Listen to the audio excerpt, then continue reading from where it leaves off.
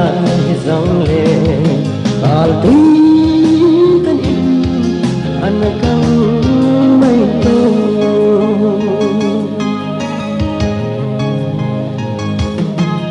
mitin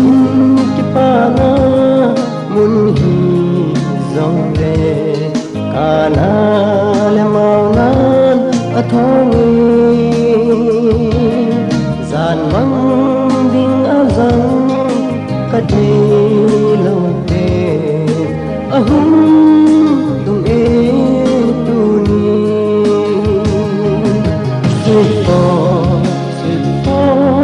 sweet for silang julai in lang hal pilai zong le hal tu kanin anakang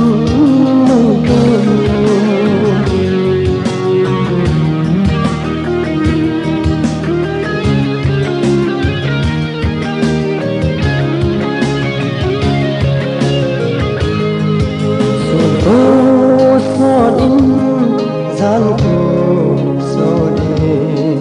mi in so mai angui in lon hin along in lai di padan kadem anange sweet for silang julai lang hal bilai dòng lệ al tuy kan in anakang may to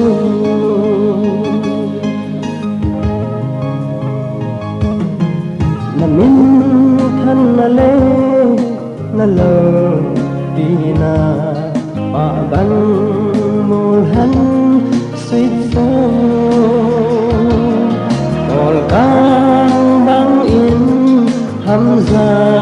silang mitin kau sa ta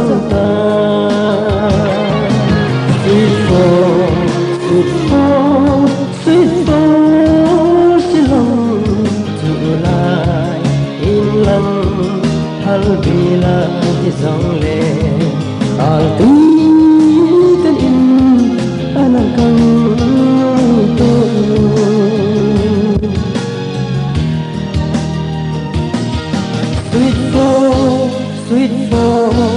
sweet for silang julai in lang